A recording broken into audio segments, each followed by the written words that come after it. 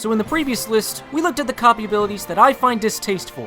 And if you missed that list, feel free to check it out. But right now, it's time for the reverse. We're tackling the abilities that I enjoyed the most, be they a viable option for multiple situations, or just outright crazy. However, like my old list, there won't be any final abilities or Kirby 64 mixed abilities present, just basic abilities. I will briefly touch upon super abilities and Robobot armor modes when those arise. Now, obviously, we've gotten a few Kirby games in the time between my old list and now, so naturally, some of my opinions on which are my favorites have changed, so expect the unexpected. But enough with the intro, let the chaos commence! Many birds, one... Yeah, I think you guys understand where I'm getting at. There are a lot of copy abilities to help you demolish through enemies. I mean, a lot. But Crash gives you a dope Pope hat and says, F that, here's an explosion. A really massive explosion. Yes, we do have the Mike ability, which essentially has the same function as Crash, except with 3 uses instead of 1, and Mike can charge up its last attack just like Crash can, but personally, it's Crash's visuals that sell it for me. Crash just looks so pretty upon execution. The end result is a spectacle to behold. I don't think there's anything else to say here. It's just one big, brilliant...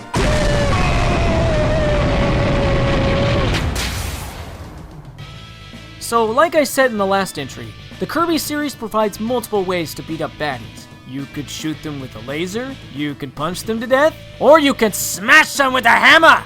Oh yeah, Hammer is awesome. One of the most destructive abilities in terms of power, Hammer can definitely get you through some nasty binds. It has numerous attacks that can aid you in land, air, and underwater. It can flatten those wooden stumps, and crush those pesky gray blocks that you just can't seem to destroy. And that Hammer Flip attack. This one attack is why Hammer is so good in the arena modes, and there's a reason why they gave this move to Kirby in Smash 4. And just when you thought Hammer couldn't get any more powerful, they gave it a super ability version that pummels through everything. If there's an obstacle in your way, Hammer can certainly get the job done. Unless for some reason you decide to use Hammer Throw, in which case you're out of luck. Unless you're King Dedede. So in the last list, I explained why I disliked the Cupid ability and brought up how Archer pretty much improved on it in terms of its shooting capabilities. And can you blame me? This thing is so worthwhile to use thanks to how accurate and quick its attacks are. Straight fast arrows, improved angling, a much better charge shot than Cupid, and surprisingly very useful close range options despite it being primarily a long range weapon. It's practically fixed all of the problems that Cupid had in terms of its archery, and then some. But the icing on the cake? Aw, you gonna attack me? That's cute. I'm just gonna duck for cover and take no damage whatsoever.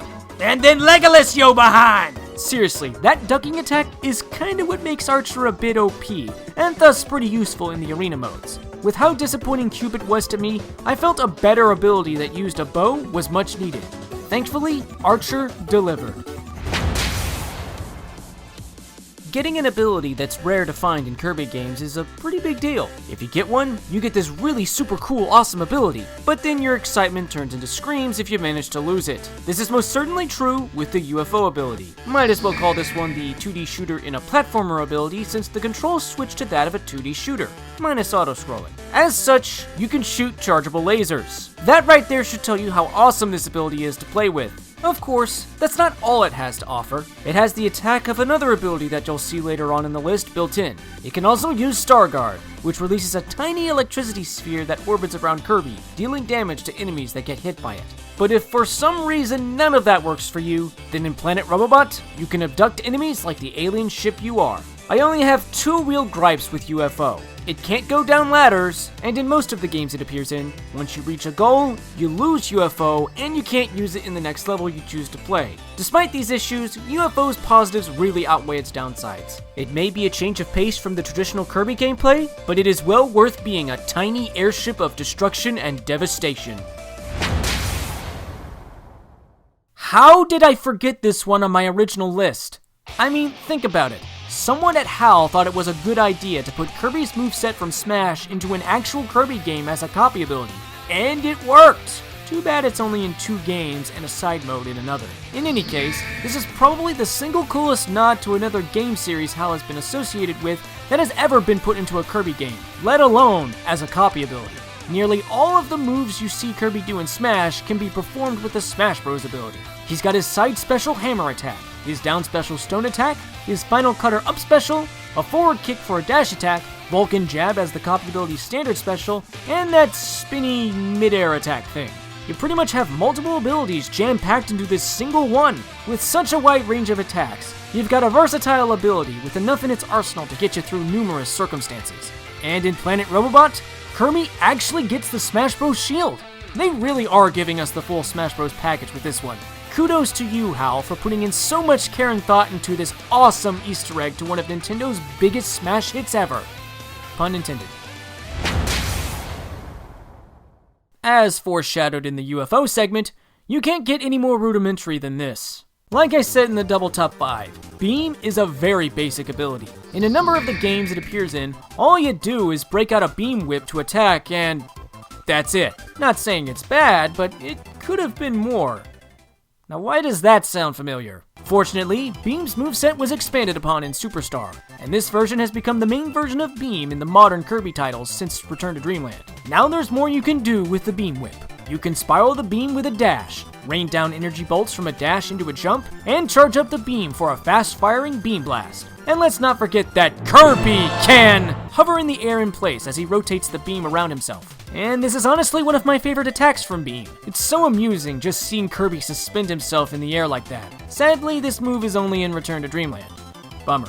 But hey, it has a super ability variant that's very hard to control. Well, at least the Robobot Armor Beam mode is enjoyable. Shooting giant bouncing orbs of energy around, it's so much fun. Beam offers a lot to play with, making it a feasible choice for a copy ability. For something that started out so basic, it sure has come a long way. You know what I hate about the more recent Kirby games? Every time they introduce new abilities, some of them get the shaft in the next installment. A shame too, because this next one has a really nice ring to it. You thought Mike was the only ability where Kirby could rock out an ensemble? Oh no, he's got another ability that can do the same. Kneel before the awesome might of Bell! It sounds lame.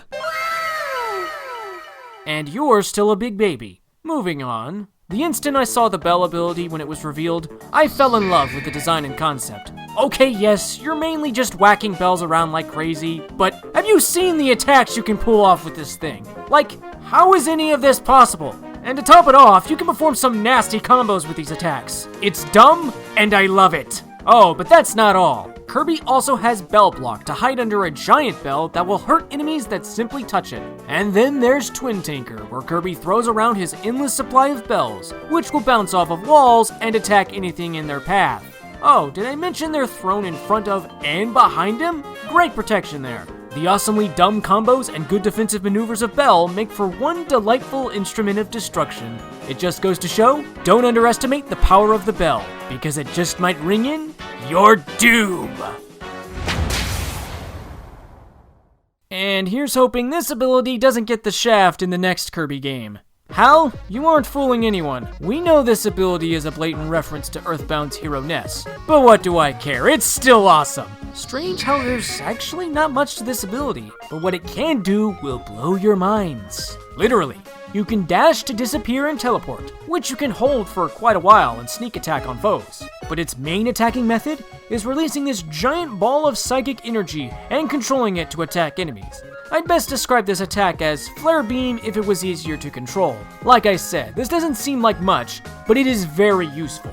And that's without mentioning you can hang in the air while using it and can charge up the psychic ball to become bigger and more powerful. With good positioning and mastery of the controls, you can devastate bosses with just this one ability alone.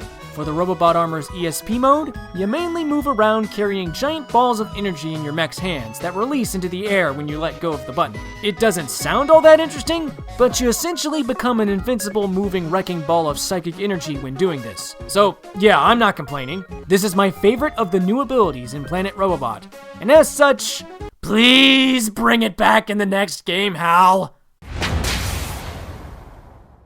This ability may as well be as iconic as Kirby himself. If you've played at least one Kirby game, chances are you've seen and or played with this thing. Yet another nod to a beloved Nintendo franchise. Even though it wasn't always this way, Sword is a very useful melee ability with several techniques that can mow down enemies in no time. The multi-sword attack with its rapid sword slashes, chop and thrust which causes Kirby to bounce off an enemy he attacks in midair, the sword spin technique, the upward slash into sword dive, the infamous final cutter, 3 more Zelda references, and so much more. If you're looking for something that just tears through everything, this is your go-to ability. And let's not forget the awesome Ultra Sword super ability that cuts through anything, even bosses' shields, and the Robobot Armor Sword mode that uses freaking energy swords! Wow, all that just from Kirby using a sword? No wonder it's one of his best and coolest abilities out there. Ever evolving and handy, Sword may as well be the quintessential copy ability. Guess who? Yeah, it's still my favorite ability. Out of all the abilities I've played with over the years, water has given me the most fun. With so much at this ability's disposal, it's certainly helpful in many situations. Got some baddies to take out? Spew out consecutive water shots. Got some pesky airborne enemies looming overhead?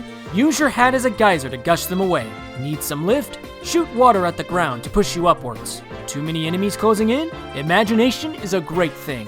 All else fails? Surf them to death. With how much fun I was having with the water ability annihilating everything in my path, you bet I was really sad that it was left out of Triple Deluxe. Now yes, there is the poison ability that was added to Planet Robobot, and while remnants of water are present in Poison's moveset, in reality, it only has 2 of Water's attacks. The rest of Poison's moveset is original to it, which mostly involves setting up traps for enemies to run into. Yet Water is more suited to my personal preference of plowing through enemies and destroying them. I can only hope that this awesome copy ability will appear again someday. I'll be waiting, old friend. I'll be waiting. I'm Chaos Key 4013, and here's to Kirby, beating up the bad guys and taking away their powers for 25 years. Keep on sucking! And with that, my remake of my Double Top 5 is complete. Thanks so much for watching. I hope you enjoyed. As always, you can check out some of my other stuff on the left, as well as a mystery video. Next time, with the Nintendo Switch only about a week away as of this video, we're going to be looking back on what I personally thought were the best games the little console that could've had to offer. Top 10 Wii U games. So until then, this is Chaos Key 4013. See you all next time.